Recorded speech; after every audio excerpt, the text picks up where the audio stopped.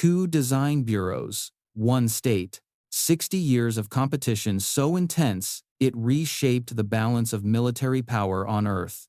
The Kremlin could have picked a winner. It chose not to. Instead, it kept both MiG and Sukhoi alive, funded, and hungry, because it understood something that most governments never do. Rivalry is a weapon.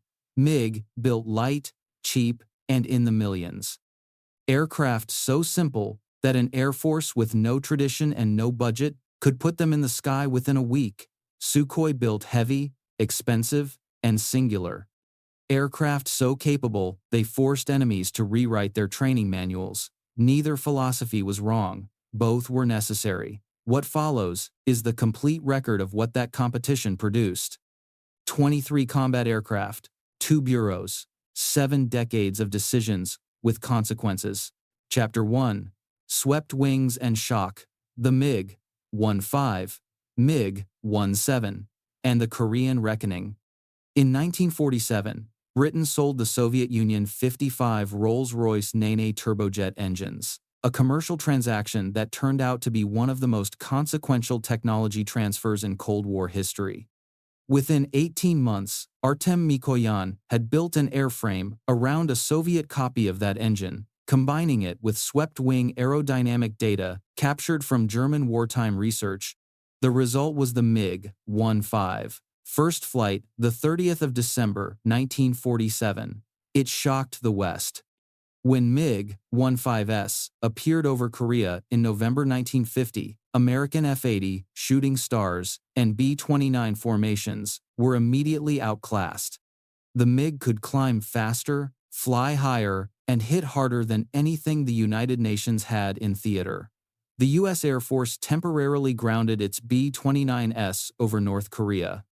The aircraft carried 137mm cannon and 223mm, enough to tear a bomber apart in a single pass. The only plane that could match it was the North American F-86 Sabre, which used the same captured German swept-wing data. Their battles over the corridor American pilots named MiG Alley became the first jet versus jet air war in history. Around 18,000 MiG 1-5S were eventually built across 4 countries. They flew in roughly 40. MiG's export instinct was financially self-sustaining from the very first aircraft it made. Before Korea ended, the Bureau was already working on the replacement. The MiG 1-7 entered Soviet service in October 1952, its more refined, swept wing resolving the transonic handling problems that had made the MiG 1-5 dangerous to push hard. Afterburner variants edged close to supersonic in level flight. Its real test came over Vietnam. American doctrine had abandoned the close-in dogfight. The early F-4 Phantom carried no internal gun, because missile technology was supposed to have made gun kills obsolete. That assumption was wrong. A MiG 1-7 pilot who could force a Phantom below 450 knots had 3 cannons, a tight turning radius, and an opponent that had not trained for that kind of fight. The resulting loss ratios forced the U.S. Navy to establish the Naval Fighter Weapons School, Top Gun, in March 1969. A subsonic Soviet design had changed American air combat doctrine. Chapter 2. The Race to Supersonic, MiG 1-9, Su-7, and Who Gets There First. Speed was the obsession of the 1950s. Both bureaus understood it. They approached it differently, and in that difference, the rivalry already takes its shape.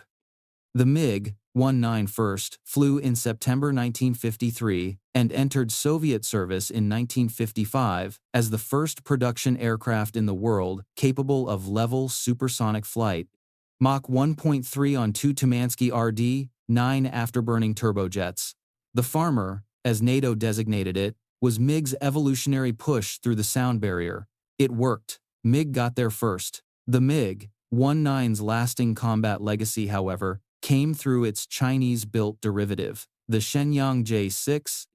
Produced in large numbers and flown by Egyptian and Pakistani pilots through the regional wars of the late 1960s and 1970s, long after Moscow had moved on to something faster, Sukhoi took a different path. The Su-7, NATO codename Fitter, first flew in 1955, unveiled on the same public display day as a second new Sukhoi design, the Su-9 prototype, at the Tushino Aviation Day Parade. Two new aircraft in one morning, a deliberate statement. The Su-7 was built around a 60-degree swept wing, optimized for supersonic performance, powered by a Lyulka AL-7 turbojet, producing 9,600 kilograms of thrust with afterburner, giving it a top speed of Mach 2.1. It was designed as a supersonic interceptor. It failed because its combat radius of only 320 kilometers was too short for the interception mission over Soviet territory.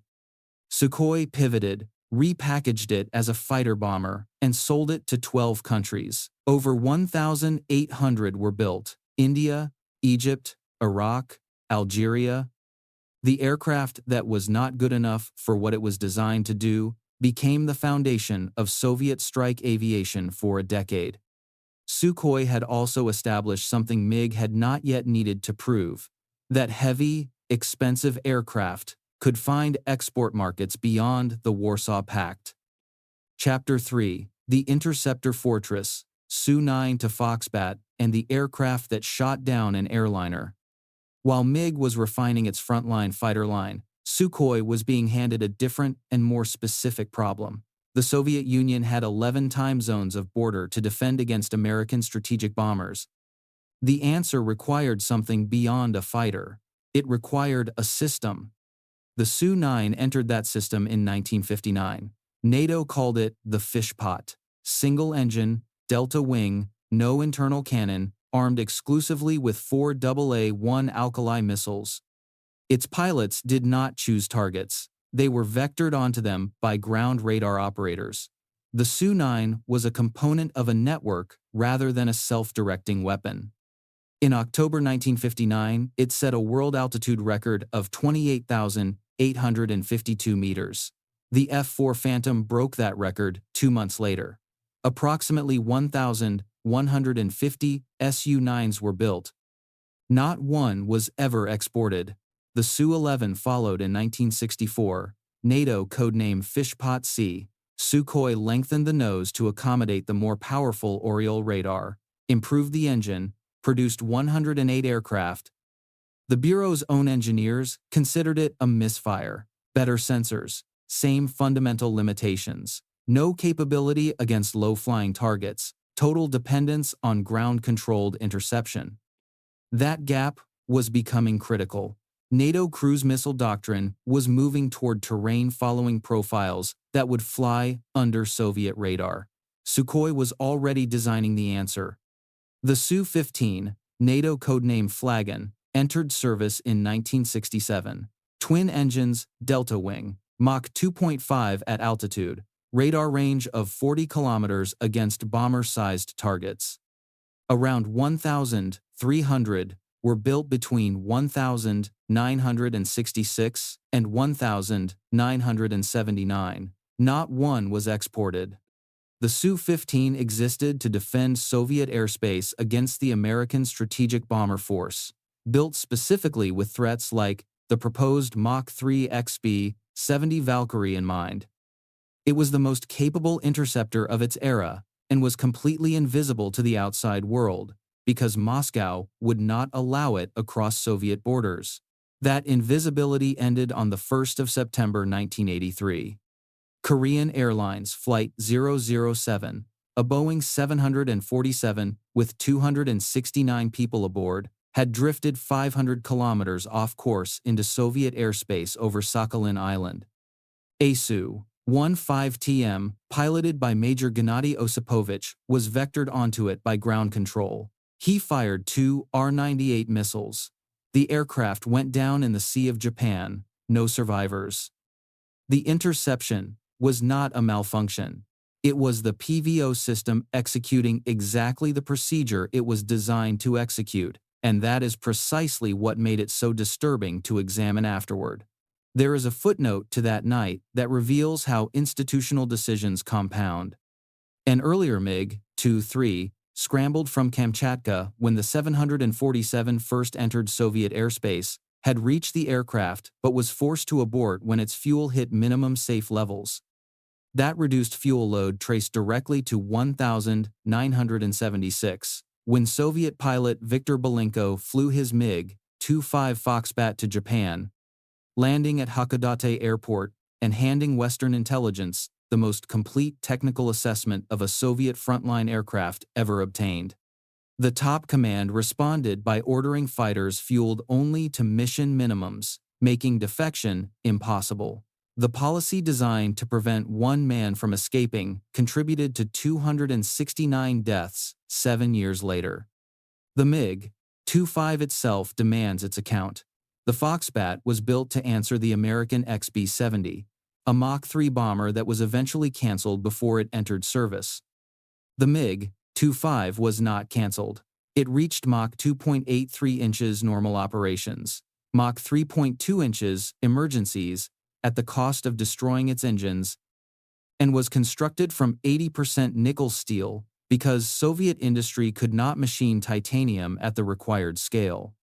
When Belenko's disassembled aircraft was examined, analysts found vacuum tubes in the electronics, not a sign of backwardness, but a deliberate choice for electromagnetic pulse resistance in a nuclear environment. The MiG-25 was not a dogfighter. It was a brutally specialized interceptor, fast, high, and useless in a turning fight. Over 1,100 were built. Soviet reconnaissance variants flew over Israel at Mach 3.2 inches 1,971. Israeli F-4 Phantoms scrambled to intercept. They never got close. Chapter 4. Variable Wings and Volume. MiG-21, MiG-23, Su-17, MiG-27, Su-24, and Su-25. The MiG-21, NATO codename Fishbed, first flew the 16th of June 1955 and entered Soviet service in 1959. Mach 2 capable, single Tumansky R-11 turbojet, designed to be built fast, deployed anywhere, and replaced rather than repaired. At peak production, one rolled off the line every single day across 3 factories in Moscow, Gorky, and Tbilisi. Over 11,496 were eventually built across the Soviet Union, India, Czechoslovakia, and China.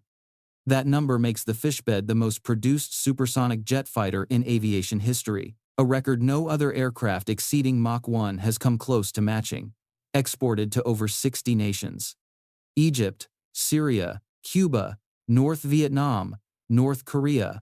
If a country aligned with Moscow during the Cold War, it almost certainly received MiG-21s. The economics were the point. Cheap to build, simple to maintain, available to anyone. Its combat radius of only 370 kilometers forced dependence on ground-controlled interception, but for a doctrine built around that dependence, the MiG-21 was close to ideal. China's Chengdu J-7 derivative was produced until 2013, 60 years after the original concept.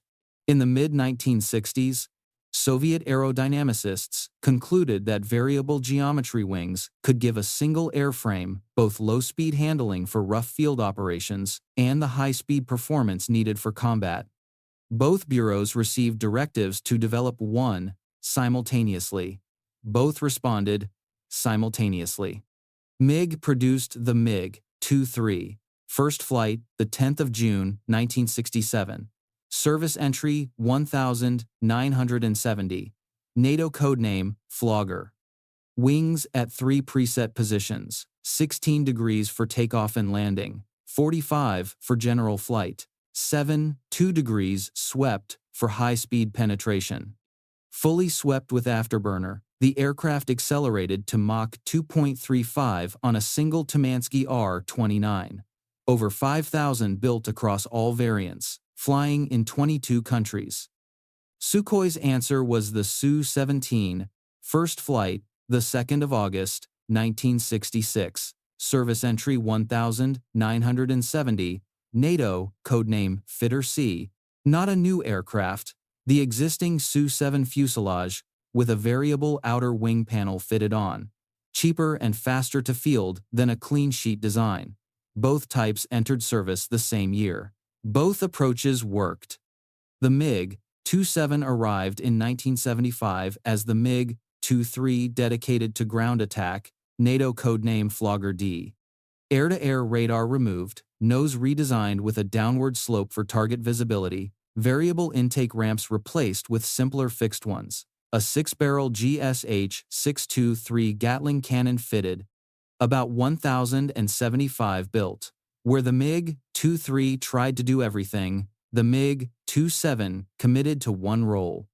The Su-17 export variants, Su-20 and Su-22 for foreign customers, were sold to 12 countries and flew in combat from the Yom Kippur War to Afghanistan, cheaper per unit than what Sukhoi was building next, and durable enough to outlast it in export service. That next aircraft was the Su-24, NATO codename Fencer. First flight the 17th of January, 1970. Service entry 1,974. Twin engines, side-by-side two-seat crew, variable geometry wings, and the first Soviet aircraft with a genuine terrain-following navigation system. It could fly at low altitude, in darkness, in adverse weather, and hit targets with precision that nothing Soviet had managed before. Sukhoi chose the side-by-side cockpit because the navigation and weapons officer role was too demanding for a pilot already flying a terrain profile at 200 meters in the dark. Approximately 1,400 Su-24s were built, more than any previous Sukhoi type. The Su-25 came from an entirely different logic. Every supersonic fighter bomber in the Soviet inventory had failed at close air support, too fast to identify targets at low altitude, too fragile for the ground fire density of a contested battlefield. In 1968, the ministry issued a requirement for something armored and subsonic, designed to take hits rather than avoid them.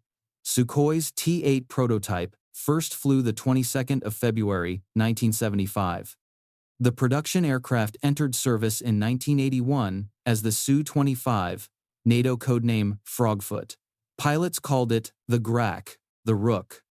The cockpit sat inside a welded titanium alloy tub weighing 595 kilograms, both engines separated by a firewall so a single hit could not kill the aircraft.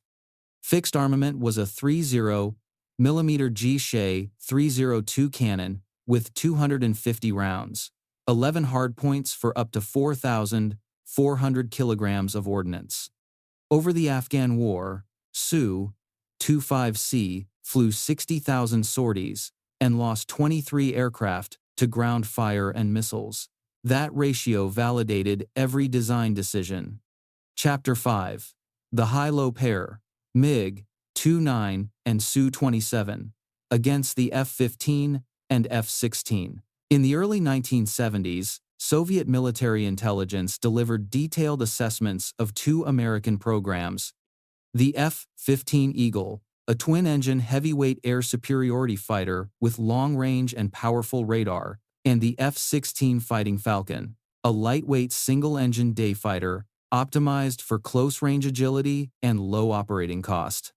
The Soviet PFI program, Future Frontline Fighter, initially tried to answer both threats with a single aircraft. The requirements proved irreconcilable. The program split into a high option and a low option, exactly as the Americans had split theirs, one for each bureau. MiG received the lightweight task. The MiG-29, NATO codename Fulcrum, first flew the 6th of October, 1977, and entered service in 1982. Twin Klimov RD-33 turbofans, Mach 2.25, a 30mm cannon, 6 air-to-air missiles on standard load. Its Shell 3UM helmet-mounted targeting system let the pilot cue a missile by looking at the target, a within-visual range capability the F-16 could not initially match. When Luftwaffe pilots flew the inherited East German MiG-29s after reunification in 1990 and filed their NATO assessments, the conclusion was blunt. Inside 3 kilometers, the Fulcrum was almost unbeatable. Sukhoi received the heavyweight task. The Su-27, NATO codename Flanker, first flew the 20th of May 1977 and entered service in 1985 after a complete redesign to fix instability found in early prototypes. The finished aircraft was 21.9 meters long, combat radius over 1,500 kilometers, without external tanks, 10 air-to-air missiles on standard load, and a Phasotron N1 pulse Doppler radar tracking 10 targets and engaging 2 simultaneously beyond 100 kilometers. Thrust-to-weight ratio above 1, meaning it could accelerate vertically from a standstill. It was built specifically to defeat the F-15. Multiple senior U.S. Air Force officers stated publicly in the 1990s that in sustained turning at high altitude, it did. The only real combat between these two Soviet types was the Eritrean-Ethiopian War of 1998 to 2000. Ethiopian Su-27 Su against Eritrean MiG-29 Su. 4 kills for the flanker, 0 for the fulcrum. The Heavy Bureau defeating the Light Bureau in exactly the kind of beyond visual range engagement Su-27 doctrine had been built to win. Chapter 6. The Network Interceptors, MiG-31, and the radar that changed the equation. The MiG-25 had proved a concept. The MiG-31 perfected it. NATO codename Foxhound, first flight, the 16th of September, 1975, service entry 1979. Not an improved Foxbat. A fundamentally different aircraft that happened to share its silhouette. The defining feature was the Zaslon phased array radar, the first electronically scanned array ever fitted to a production fighter aircraft anywhere in the world. It could track 10 targets simultaneously and engage 4 at the same time. Western fighters would not carry comparable systems for years.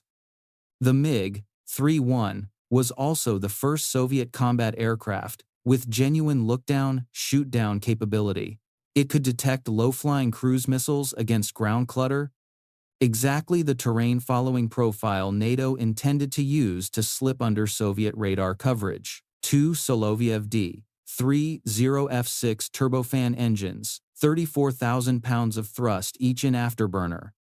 Top speed Mach 2.83.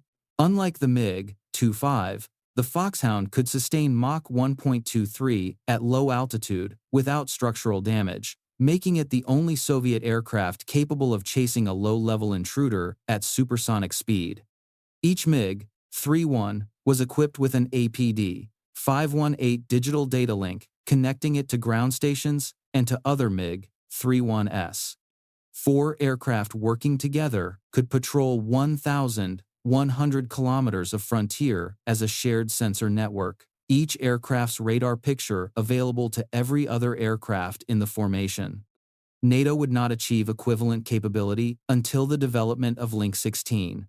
Over 500 MiG-31s were produced. Not one was ever exported. The MiG-31BM upgrade gave the radar the ability to track 24 targets and engage 8. The MiG-31K now carries the Kinzhal hypersonic missile under its fuselage, transforming an interceptor designed to defend Soviet borders into a platform that can strike at speeds and distances no conventional air defense reliably addresses. Chapter 7. The Flanker Empire, MiG-35, and Russia's first stealth fighter. The Su-27 was too capable to remain a single type. Sukhoi spent the 3 decades after 1985 expanding it into a family large enough to dominate Russian Air Force procurement and reshape the global export market. The Su-30, NATO codename Flanker C, grew from the Su-27 2-seat trainer variant in the late 1980s, adding aerial refueling capability, a fuel capacity of 9,640 kilograms, and a range exceeding 3,000 kilometers without external tanks.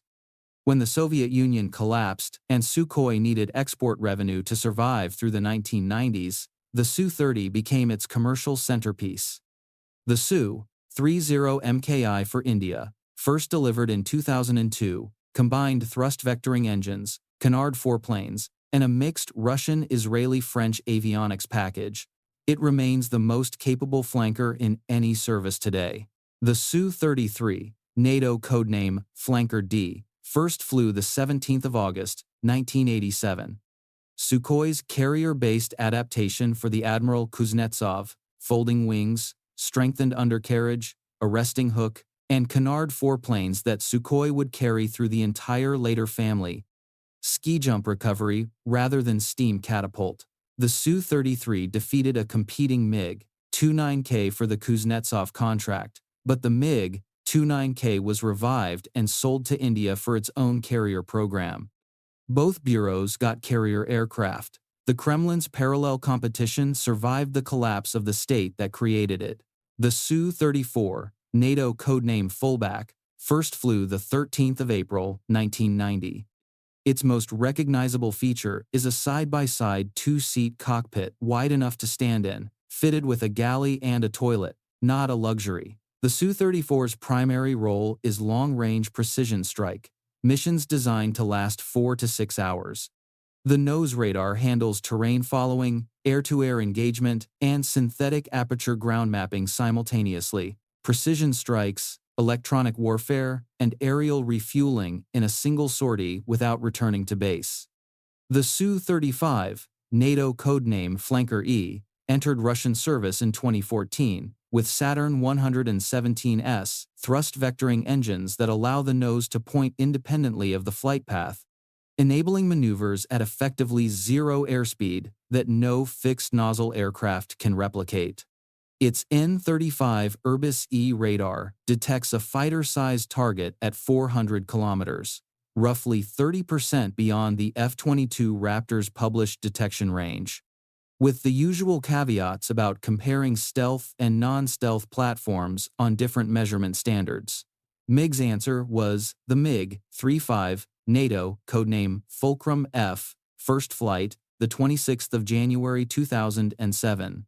Active electronically scanned radar, aerial refueling probe, 6,500 kilograms of payload across 9 hardpoints. The range the MiG-29 always lacked, finally delivered. The Russian Ministry of Defense's 2016 contract for 6 aircraft told the complete institutional story. 6. For a frontline fighter type, Sukhoi had won the procurement competition. In 2006, MiG had been absorbed into the United Aircraft Corporation, alongside Sukhoi, Ilyushin, Tupolev, and Yakovlev. 6 decades of rivalry folded into a single corporate structure. The 5th-generation competition was already settled. Sukhoi won the PAK-FA contract in 2002. A Canard Delta design from Mikoyan had competed and lost. Sukhoi's aircraft, designated T-50 inches development, entered service as the Su-57, NATO codename Felon. First flight the 29th of January 2010. Russia's first stealth fighter. The Su-57 does not treat minimal radar cross-section as the supreme design priority the way American 5th-generation doctrine demands. The F-22 and F-35 accept maneuverability and payload trade-offs to achieve stealth. Sukhoi refused that exchange. The Su-57 carries internal weapon bays and radar-absorbing materials, but was built to outmaneuver any threat it cannot hide from. Maximum takeoff weight over 35,000 kilograms. Twin AL-41F1 turbofans producing approximately 32,000 pounds of thrust each in afterburner. Top speed exceeds Mach 2. Internal bays carry the R-77M long-range air-to-air missile, the KH-35 anti-ship missile, and the KH-58 anti-radiation missile. External hardpoints extend payload when stealth is not the mission priority. India participated as a funding partner from 2007 to 2018, contributing 35% of development costs toward a proposed derivative called the FGFA. India withdrew in 2018 over technology transfer disputes, removing both a financial partner and the largest potential export customer in a single decision. The Su-57 entered operational service in December 2020. Production is scaling. The arc from the MiG, 1.5 to the Su-57 covers 73 years, 23 combat aircraft, and a rivalry that shaped the military balance of the Cold War and everything that followed. MiG's legacy is a number: over 11,000 supersonic jets in 60 countries, Soviet foreign policy given physical form on runways from Havana to Hanoi. Sukhoi's legacy is a different record. No aircraft it designed was dismissed as obsolete the day it flew, and the Flanker family, conceived in 1969 and still evolving, is the longest continuously developed combat aircraft lineage in aviation history. The Kremlin funded both in competition for 6 decades, not out of generosity, but out of strategy.